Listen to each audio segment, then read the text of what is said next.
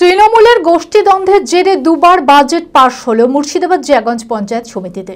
অভিযোগ, তৃণমূল ব্লক সভাপতি তথা জনস্বাস্থ্য কর্মাধ্যক্ষ গোলাম মোহাম্মদ আকবরী পঞ্চায়েত সমিতির সভাপতির অনুপস্থিতিতে অন্যান্য সদস্যদের না জানিয়ে গত 6 মার্চ তলবি সভায় বাজেট পাশ হয়েছে বলে দাবি করেন, কিন্তু মহকুমা শাসক ওই সভা বাতিল ঘোষণা করেন।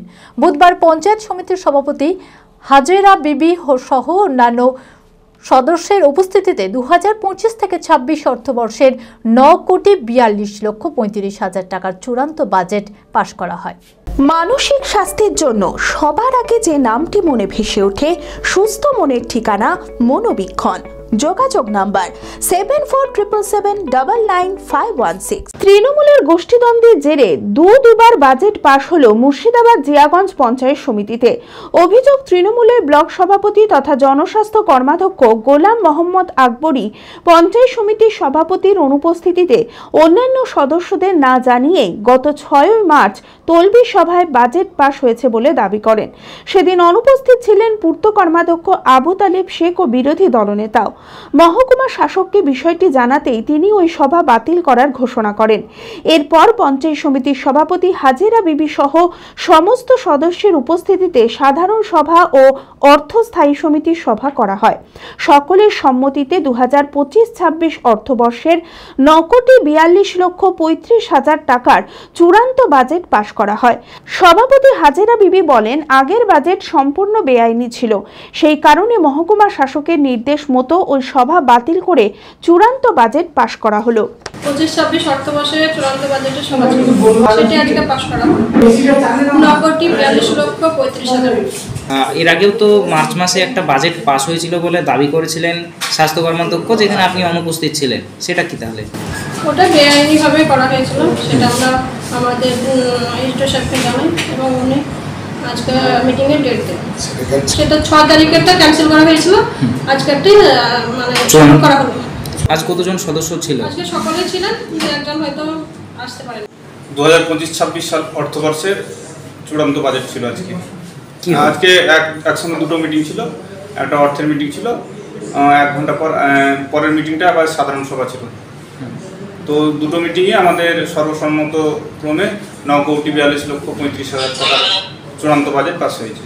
আমাদের জনস্বাস্থ্য কর্মাধ্যক্ষ গোলাম মোহাম্মদ আকবরী সাহেবের নেতৃত্বে আমাদেরকে উনি কিছু জানাননি, সভাপতি ম্যাডামকে জানাননি, পূর্ত কর্মাধ্যক্ষ আমাকে কিছু না জানিয়ে তেনারা অবৈধভাবে ত্রুটিপূর্ণ একটি মিটিং ডেকেছিলেন এবং তেনারা দাবি করেছিলেন মিডিয়ার সামনে, আপনাদের চ্যানেলের সামনে আমরা দেখেছিলাম যে আমরা 94 কোটি টাকার বাজেট নাকি পাস করেছিলেন তেনারা।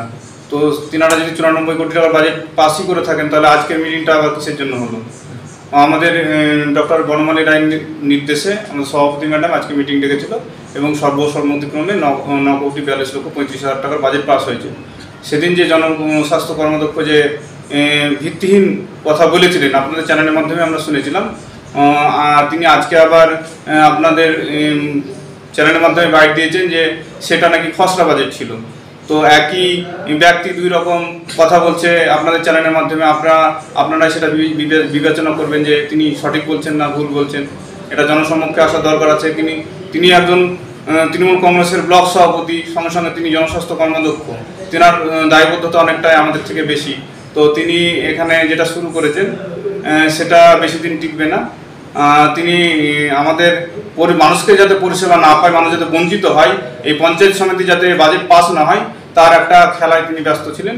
সে খেলা তিনি করতে পারেননি। আমাদের সভাপতি ম্যাডামের নেতৃত্বে, ডক্টর বনমালী রায়ের নির্দেশে আমাদের আজকে ফাইনাল বাজেটের মিটিং পাস হয়ে গেল। তবে তৃণমূলের ব্লক সভাপতি তথা জনস্বাস্থ্য কর্মাধ্যক্ষ গোলাম মোহাম্মদ আকবরীর দাবি, আগের দিন খসড়া বাজেট পাশ করা হয়েছিল, এবার সকলের উপস্থিতিতে চূড়ান্ত বাজেট পাশ করা হলো। অর্থ স্থায়ী সমিতির চূড়ান্ত বাজেট পাশের সভা ছিল এবং তারপরে পরেই চূড়ান্ত বাজেট অনুমোদনের জন্য সাধারণ সভা ডাক ছিল, দুটোই ছিল, দুটো সভাই ছিল।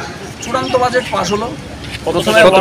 অর্থ স্থায়ী সমিতি প্রথমে চূড়ান্ত বাজেট পাস করেছে, তারপরে সাধারণ সভাতেও সে চূড়ান্ত বাজেট পাস হলো, মেজরিটি ভোটে পাস হয়েছে। টোটাল 9,42,00,000 টাকার বাজেট পাস করা হয়েছে সব মোট। আমাদের অস্থায়ী কর্মচারীর বেতন, ডেভেলপমেন্ট, পানীয় জল, স্যানিটেশন, রাস্তা, পথবাতি সব মিলিয়ে এই বাজেটটা আছে। অঙ্কে ভয় আর নয়।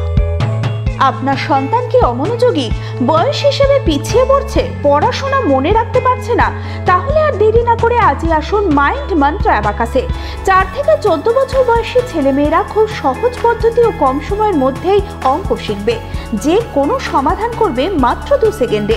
অ্যাবাকাস ব্রেন জিম, এছাড়াও handwriting, Vedic math, spoken English, computer ক্লাসের সুবিধা রয়েছে। ঠিকানা 26/3 শহীদ সূর্য সেন রোড, বহরমপুর, মুর্শিদাবাদ। এছাড়াও আমাদের শাখা খাগড়া, কাশিমবাজার, ইসলামপুরে রয়েছে। যোগাযোগ নাম্বার 9932551813।